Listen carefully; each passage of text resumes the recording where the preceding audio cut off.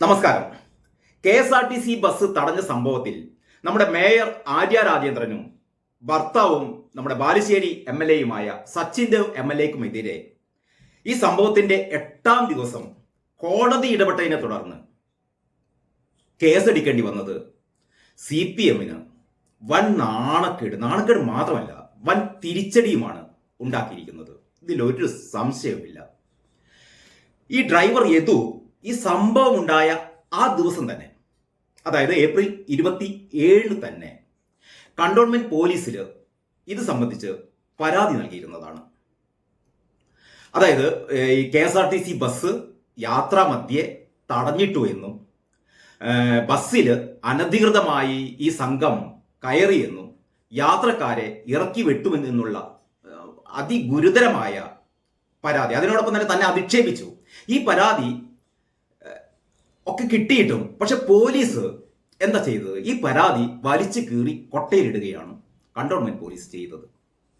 കാരണം ആര്യമോളും ഭർത്താവ് സച്ചിൻ മോനും എതിരായി ഈ തലസ്ഥാനത്ത് ഒരു 4ാംകിട ഡ്രൈവർ പരാതിപ്പെടുകയോ, അതും ഈ ഇരട്ടച്ചങ്കുള്ള പിണറായി ഭരിക്കുന്ന കേരളത്തിൽ. അങ്ങനെ പരാതിപ്പെടാൻ പറ്റുമോ? പരാതിപ്പെട്ടവന്റെ പരിപ്പിളക്കിയിട്ടേ പോലീസ് പിന്മാറുകയുള്ളൂ. അതാണ് കേരളം. ആര്യയും സച്ചിനും പറഞ്ഞതൊക്കെ പച്ചക്കള്ളമാണെന്ന് ഈ നാട്ടിലെ അരിയാഹാരം കഴിക്കുന്നവർക്കൊക്കെ മനസ്സിലായിട്ടുണ്ട്. കാരണം ഇവരിതൊക്കെ നേരിട്ട് കാണുകയല്ലേ. ആദ്യം ആര്യ പറഞ്ഞത് എന്തൊക്കെയായിരുന്നു? ബസ് തടഞ്ഞിട്ടിട്ടില്ല.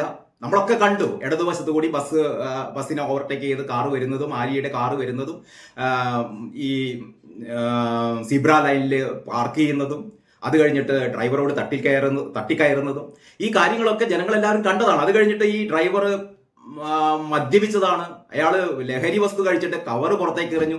ഇങ്ങനെ എന്താ പറയുക, കിട്ടിയ ആരോപണങ്ങളൊക്കെ ഈ പാവൻ ഡ്രൈവർക്കെതിരെ ഉന്നയിക്കുകയാണ്.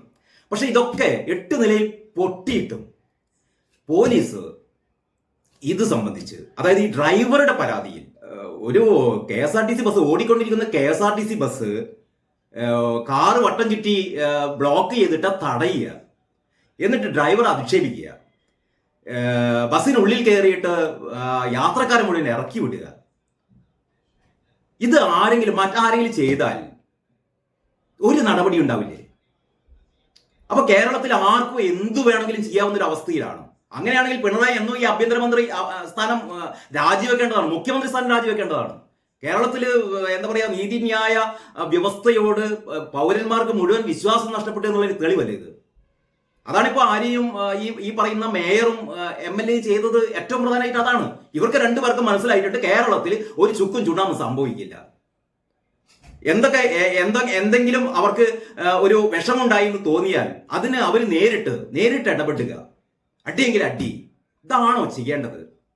അത് പോട്ടെ.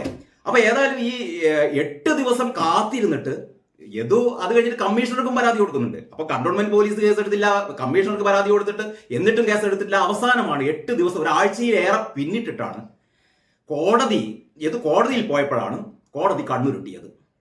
അതോടെ പിണറായി പോലീസിന് കാര്യം മനസ്സിലായി. ഇനിയും ഇങ്ങനെ പോയാൽ സംഗതി പെടും. ഈ യദു കാണിച്ചു എന്ന് പറയുന്ന അശ്ലീല മുദ്രയുടെ കാര്യം, ഈ അശ്ലീല മുദ്ര യദു എപ്പോഴാണ് എവിടെ വെച്ചിട്ടാണ് കാണിച്ചത് നമുക്കൊന്നും അറിയില്ല. ഇത് ആര്യ പറയുകയാണ്. ആര്യ യഥാർത്ഥത്തിൽ ആദ്യം തന്നെ അശ്ലീലമുദ്ര കാണിച്ചു എന്നും പറഞ്ഞിട്ടല്ല ഈ ഡ്രൈവറെ കയറി ചീത്ത വിളിക്കുന്നത്. ഞങ്ങളുടെ കാറിന് സൈഡ് തന്നില്ല, കാറിന് മുട്ടാൻ പോയി, അങ്ങനെ ഒരുപാട് ആരോപണങ്ങൾ ഉന്നയിച്ച് ഇയാൾ മദ്യ ലഹരിയിലായിരുന്നു. ഇതൊക്കെ ആരോപണം ഉന്നയിച്ച് അവസാനമാണ് ബോധം വന്നത്. കാരണം ഇതൊന്നും നിൽക്കില്ല എന്നവർക്ക് അറിയാം. അപ്പൊ നിൽക്കണമെങ്കിൽ ഒരു കള്ള കാര്യം പറഞ്ഞേ പറ്റൂ. അത് എന്ന് പറഞ്ഞാൽ ഇതാണ്, സ്ത്രീകളെ മോശമായി ചിത്രീകരിച്ചു. അപ്പൊ ഇയാൾക്കെതിരെ ഉന്നയിക്കുന്ന ആരോപണം അതാണ്, അതായത് അശ്ലീലമുദ്ര കാണിച്ചു. അപ്പൊ അശ്ലീലമുദ്ര കാണിച്ചു എന്ന് പറയണമെങ്കിൽ നേരത്തെ തന്നെ പറഞ്ഞിട്ടുണ്ട്, ഒരു ബസ് രാത്രി 10 മണി സമയത്ത് നല്ല ഹെഡ്ലൈറ്റിന്റെ നല്ല വെളിച്ചത്തിൽ മുന്നിലിരിക്കുന്ന കാറിൽ എന്താ പറയാ, കാറിന്റെ പിൻസീറ്റിലിരിക്കുന്ന സ്ത്രീകൾക്ക് നേരെ ഈ ബസ് ഡ്രൈവർ എന്ത് ആക്ഷൻ കാണിച്ചാലും ഇതൊന്നും കാറിലുള്ള ഒരാൾക്കും കാണാൻ പറ്റില്ല, അല്ലെങ്കിൽ ജ്ഞാനദൃഷ്ടി വേണം. ഇനി ആര്യക്കും ആര്യയുടെ കൂടെ ഉണ്ടായിരുന്ന ബന്ധുവിനും അത്തരത്തിലുള്ള ദൃഷ്ടിയുണ്ടോ എന്ന് നമുക്കറിയില്ല.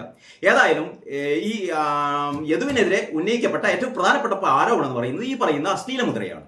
ഈ അശ്ലീലമുദ്ര കാണിച്ചെങ്കിൽ ഇത് എവിടെ വെച്ചിട്ടാണ് കാണിച്ചത്?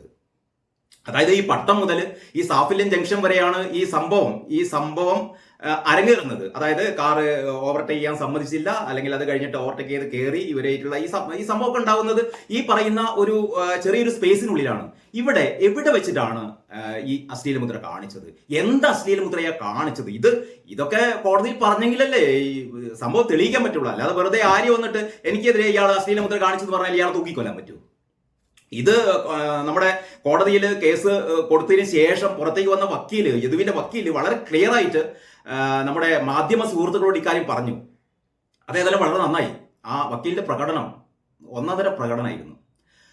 കാരണം വക്കീല് ചോദിക്കുന്നു, നിങ്ങൾ ഇത്രയും കാലം ഈ വിക്ടിമിന്റെ പിന്നാലെ ഇങ്ങനെ നടക്കുകയായിരുന്നല്ലോ, വിക്ടിം എന്താ പറഞ്ഞത്, അത് കാരണം യദുവിന്റെ പിന്നാലെ നടന്നു. നിങ്ങൾ ഈ ഒരു സംഭവം ഉണ്ടായതിനു ശേഷം ആരാണ് അന്നുണ്ടായിരുന്ന ഡ്രൈവർ, അന്നുണ്ടായിരുന്ന കണ്ടക്ടർ ആരാണ്? കണ്ടക്ടർ കാര്യങ്ങൾ അറിയേണ്ട ആളാണല്ലോ കണ്ടക്ടറുടെ ബൈറ്റ് നിങ്ങൾ എടുത്തോ? ഇത്ര മാധ്യമപ്രവർത്തകരുണ്ടായിട്ടും ആർക്കും അക്കാര്യം തോന്നിയിട്ടില്ല. സുബിൻ എന്ന് പറയുന്ന കണ്ടക്ടർ പിന്നീട് കണ്ടക്ടറുടെ മൊഴി പോലീസ് എടുത്തു എന്നൊക്കെ പറയുന്നത്. പക്ഷേ മാധ്യമപ്രവർത്തകർ ആരും ഇങ്ങനെ ഒരു സംഭവം ഉണ്ടായിട്ട് കണ്ടക്ടർ ആരാണ് എന്ന് ചോദിച്ചില്ല. ഇവിടെ ആര്യ ഒരു ആരോപണം ഉന്നയിക്കുന്നു, അല്ലെങ്കിൽ സച്ചിൻ ദേവ് ഒരു ആരോപണം ഉന്നയിക്കുന്നു, യദു അത് നിഷേധിക്കുന്നു. സ്വാഭാവികമായും ആ ബസ്സിൽ കാര്യങ്ങൾ വിശദീകരിക്കേണ്ടത് കണ്ടക്ടറാണ്. പിന്നെ ഈ യാത്രക്കാരാണ്, 10-15ഓളം യാത്രക്കാരുണ്ടായിരുന്നു പറയുന്നു. അപ്പോൾ ഒരു പത്രപ്രവർത്തനത്തിന്റെ ഒരു രീതി എന്നൊക്കെ പറഞ്ഞാൽ ആ സ്പോട്ട് തന്നെ ഇവർക്ക് കണ്ടക്ടറെ തേടി പോകാലോ, കണ്ടക്ടറോട് സംസാരിക്കാലോ, ഫോണിൽ ബന്ധപ്പെടാലോ ഈ യാത്രക്കാരെ. അപ്പൊ യാത്രക്കാരെന്ത് പറയുന്നു, ഈ പറയുന്ന കണ്ടക്ടർ എന്ത് പറയുന്നു എന്നും നിങ്ങൾ അന്വേഷിച്ചില്ല. പിന്നെ ഈ വക്കീൽ ചോദിക്കുന്നു, ഈ 27-ാം തീയതി ഈ യദു പരാതി കൊടുക്കുന്നു, കണ്ടോൺമെന്റ് സ്റ്റേഷനിൽ പരാതി കൊടുക്കുകയാണ്. പരാതി കൊടുത്തു കഴിഞ്ഞിട്ട് ഇത്ര ദിവസം കഴിഞ്ഞിട്ടും ഞങ്ങൾ കേസിന് പോകുന്നത് 4-ാം തീയതിയാണല്ലോ എന്ന് പറഞ്ഞാൽ 27 കഴിഞ്ഞിട്ട് 28, 29, 30, 1, 2, 3, 4 8 ദിവസങ്ങൾക്ക് ശേഷമാണ്, അല്ലെങ്കിൽ 8-ാം ദിവസമാണ് പോലീസിൽ പരാതി പോകുന്നത്. അപ്പൊ ഈ 8 ദിവസം ഈ പോലീസ് സ്റ്റേഷനിൽ ഒരാൾ പരാതി കൊടുത്താൽ, ഈ പറഞ്ഞ യദു പരാതി കൊടുത്തിട്ട് അതെന്തുകൊണ്ട് ഈ പരാതി സംബന്ധിച്ച് കേസെടുത്തില്ല? ഏറ്റവും പ്രസക്തമായ ചോദ്യമാണ്. ഒരു മാധ്യമ പ്രവർത്തനം ഈ കണ്ടോൺമെന്റ് പോലീസ് സ്റ്റേഷനിലെ SHOന്റെ ബൈറ്റ് വാങ്ങിയിട്ടില്ല. നിങ്ങൾ എന്തുകൊണ്ട് ഈ പരാതിയിൽ കേസെടുത്തില്ല? പോലീസ് പറയണല്ലോ എന്തുകൊണ്ട് കേസെടുത്തില്ല. ഈ ആര്യമോളായതുകൊണ്ട് കേസെടുത്തില്ല, അല്ലെങ്കിൽ സച്ചിൻ മോഹൻ ആയതുകൊണ്ട് കേസെടുത്തില്ല, അല്ലെങ്കിൽ അങ്ങനെയൊന്നും പോലീസുകാർക്ക് പറയാൻ പറ്റില്ലല്ലോ. അതുമല്ല, വക്കീൽ പറയുന്ന മറ്റൊരു പ്രധാനപ്പെട്ട കാര്യമുണ്ട്. ഈ SHO കേസ് എടുത്തില്ല എന്ന് പോട്ടെ, ഇവർക്ക് കമ്മീഷണറെ പോയി കണ്ടൂടെ? കമ്മീഷണറോട് ചോദിച്ചൂടെ? ഇങ്ങനെ ഒരു നഗരത്തിൽ ഇങ്ങനെ ഏറ്റവും വിവാദ വിഷയം ഉണ്ടായിട്ട് നമുക്കൊക്കെ ബോധ്യമായ കാര്യം ഇതാണല്ലോ. അല്ല, ഈ അശ്ലീലമുദ്ര എന്നുള്ളത് നമുക്കൊന്നും അറിയില്ല. അശ്ലീലമുദ്ര എന്താണ്? അശ്ലീലമുദ്ര എന്നോ ഇയാൾ കാണിച്ചെങ്കിൽ അത് ഏറ്റവും വലിയ തെറ്റാണ്. അതെല്ലാവരും പറയുന്നത്, എല്ലാവരും അംഗീകരിക്കുന്നു. അതിൽ ഒന്നും ആർക്കും ഒരു രണ്ടഭിപ്രായത്തിനൊന്നും കാര്യമില്ല. പക്ഷേ ഒരു സ്ത്രീ എന്താ പറയുക, എനിക്ക് അയാൾ അശ്ലീലമുദ്ര കാണിച്ചു എന്ന് പറഞ്ഞാൽ ഉടനെ തന്നെ കേസെടുത്തുകൊണ്ട് ഇയാൾ തൂക്കിക്കൊല്ലാൻ പറ്റും? തെളിവ് വേണമല്ലോ. പക്ഷെ ഇവിടെ വ്യക്തമായ തെളിവുകൾ നമ്മുടെ മുമ്പിലുണ്ട്. ഈ കാറ് ബസ്സിന് ക്രോസ് ചെയ്ത് നിർത്തുന്നത്, ഈ ഡ്രൈവറെ ചീത്ത വിളിക്കുന്നത് തുടങ്ങിയ കാര്യങ്ങളൊക്കെ നമ്മുടെ മുന്നിൽ തെളിവുണ്ടായിട്ടും ഇത്തരം ഒരു തെറ്റായ കാര്യം ചെയ്തു എന്നുള്ള പരാതിപ്പെട്ടിട്ട് കേസെടുത്തില്ല. ഇത്ര ദിവസമായിട്ട് കേസെടുത്തില്ല.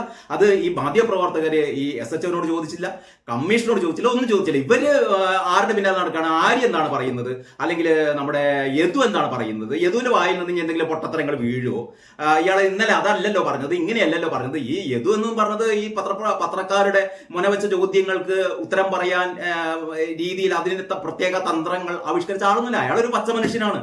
അയാൾ വളരെ എന്താ പറയാ താഴെ നിലയിലുള്ള എന്ന് പറഞ്ഞാൽ വളരെ അധ്വാനം ജീവിക്കുന്ന, ഇത്തരം കാപട്യങ്ങളൊന്നും അറിയാത്തൊരു മനുഷ്യനാണ്. യദു ഈ അശ്ലീലമുദ്ര കാണിച്ചിട്ടുണ്ടോ എന്ന് ഇപ്പോഴും നമുക്കറിയില്ല. അയാൾ കാണിച്ചിട്ടുണ്ടാവാം. ഉണ്ടെങ്കിൽ അത് തെളിയിക്കപ്പെട്ടാൽ കൃത്യമായ ശിക്ഷ തന്നെ അയാൾക്ക് കൊടുക്കണം. ഇതിലൊന്നും ഒരു വ്യത്യസ്ത അഭിപ്രായവും നമുക്കില്ല. പക്ഷേ ഇത് ആര്യ എന്ന് പറയുന്ന ഒരു സ്ത്രീ മേയർ ആയതുകൊണ്ട്, മറ്റേ ആൾ സച്ചിൻ എന്ന് പറഞ്ഞ MLA ആയതുകൊണ്ട്, ഇതെന്തോ ഇവർക്കെന്തോ ഒരു വലിയ അധികാരമുണ്ട് എന്ന ഒരു കാഴ്ചപ്പാട്. ഇതാണ് നമ്മൾ പൊളിക്കേണ്ടത്. ഇതാണ് ഈ വക്കീൽ പൊളിച്ചത്. ഇതാണ് നമ്മുടെ കോടതി പൊളിച്ചത്. അവസാനം ഗത്യന്തരമില്ലാതെ പോലീസിന് കേസെടുക്കേണ്ടി വന്നു. ഇനിയിപ്പോ എന്താ സംഭവം? ഇപ്പൊ പറഞ്ഞു കേൾക്കുന്നത് ഏറ്റവും ദുർബലമായ വകുപ്പുകൾ ചുമത്തിയാണ് കേസെടുത്തത് എന്നൊക്കെയാണ്. അങ്ങനെ ചെയ്യുള്ളൂ. അതും നമുക്കറിയാം. എന്തായാലും കേസെടുത്തല്ലോ, സംഗതി കോടതിയിൽ പോയി. ഇനി എന്തായാലും ആര്യമോക്കും സച്ചിൻ മോനൊന്നും അത്ര എളുപ്പം ഈ കേസിൽ നിന്ന് ഊരിപ്പോരാൻ പറ്റില്ല. അപ്പൊ നമുക്ക് ഏതായാലും കാത്തിരുന്ന് കാണാം. ഇനിയും എന്തൊക്കെ സംഭവിക്കുന്നത് അറിയണമല്ലോ.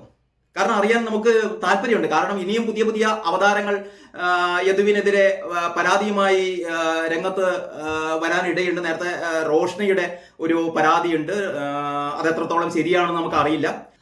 അപ്പോൾ ഇങ്ങനെയൊക്കെയാണ് നമ്മുടെ ഈ ആര്യയും സച്ചിനും യദുവും ഒക്കെ തമ്മിലുള്ള ഈ തർക്കത്തിന്റെ പരിണാമ ഗുസ്തി എന്ന് തന്നെയാണ് പറയാൻ. ഈ ഗുസ്തിയിൽ ഇനി ആര് ജയിക്കും എന്ന് നമുക്ക് കാത്തിരുന്ന് കാണാം. അതുവരെ എല്ലാവർക്കും നല്ല നമസ്കാരം.